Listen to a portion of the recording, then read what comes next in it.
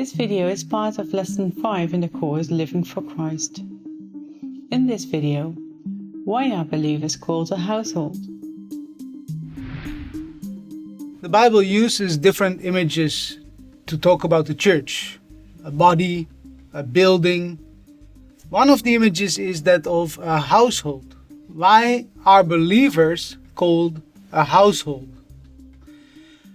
A household reminds us of family, and not surprisingly, because a big part of the Bible, the Old Testament, is all about families. One of these stories we see in the book of Nehemiah. In Nehemiah 5, we have a situation where Nehemiah needs to correct the people as they are building up Jerusalem and have returned from captivity to their own land because of wrong that takes place within the families. And Nehemiah 5 shows us how to practice grace both within and beyond the family. The chapter opens with a correction from Nehemiah. There is famine and the families are struggling. They are taking out loans on their fields. There are high interest rates to borrow money and food. And some have already given away their sons and daughters into slavery in order to get by. And Nehemiah reprimands them for that in verse 8. He says, "We have bought back our Jewish brothers who have been sold to the nations, but you even sell your brothers that they may be sold to us." So he says, we are a family. We have just come back from captivity. We are now free again. And you take each other as slaves? We hurt each other with high interest rates that lead others into poverty. Not only does he correct them, he also gives us an example of grace even beyond the household.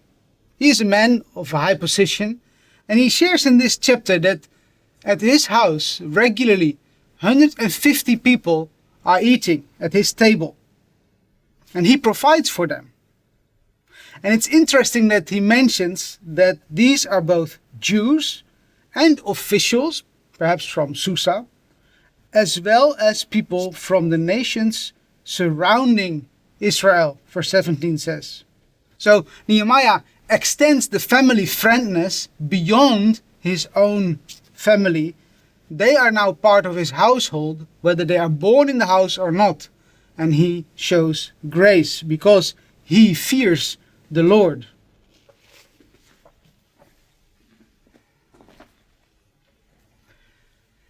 So we see that a household means both belonging and openness. And that is why the Bible calls believers a household.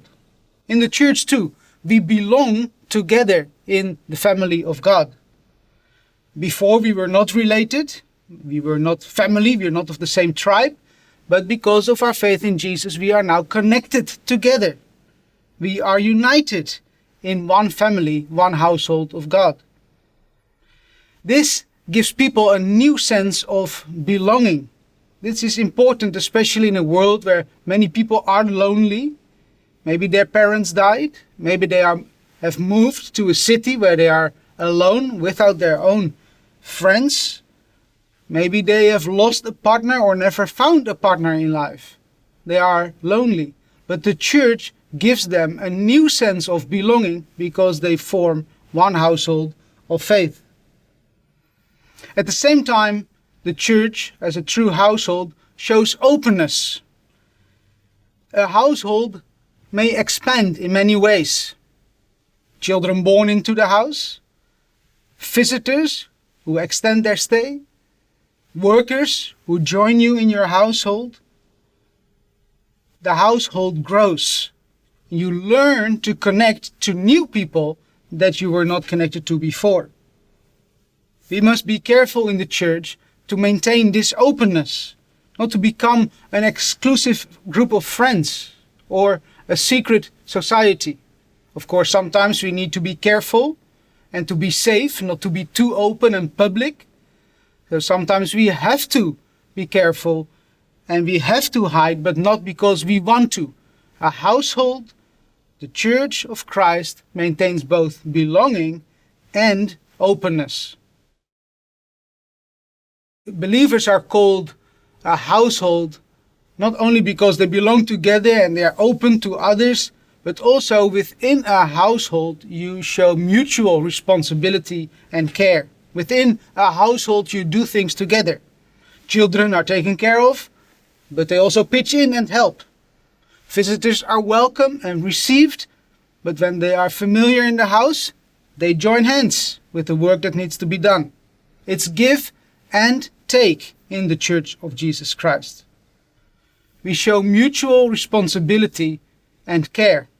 It goes both ways. It's not give or take, but give and take. The gifts of the many believers all have their place within the church. There are no servants and masters in the church. It is a household. By the way, the fact that believers are called a household does not mean that our natural families are not important anymore. In fact, the Bible teaches us that we have a primary responsibility to our own households. Elders must be able to govern their own house as well before taking care of the household of faith. Or even grown-up children must look after their widowed mother before making them dependent on the church. However, it means that in a similar way, the way you look after each other in a household, we look after each other in the church. We show the same grace, the same kindness. All participate, all join hands, all function as members of the body. Believers are called a household because in the household you feel at home and members feel at home in the church. One example that comes to mind is Grace. Grace actually taught me a great deal about the church as a household. She and her husband bought a piece of land in a poor area close to the city. They built a home and they often kept on building, adding rooms to their home. That's how they were. They were good at farming, doing some small business. They were also taking care of the community, literacy programs, children's programs, and people noticed that. They had a kindness over them that attracted others towards them. And sometimes it happened that a mother died and the child was actually brought to the house of Grace and she would take care of the child. Or a child was going from one home to the other and no one really wanted to take care of the child. It came to the house of Grace and her husband. And she made them feel at home. She made them feel part of her household. She would cook healthy meals for them. She would teach them how to work on the land, on the fields. She would help them with their education. And she would give them space to sleep. And literally, often with her own hands, she was building another room in addition to her house to make sure that every member of her household felt right at home. So that's why believers are called a household. A household shows belonging and openness. A household shows mutual care and responsibility. And in a household, members feel at home. You have been watching the video Why Are Believers Called a Household in the course Living for Christ. We hope to see you again next lesson.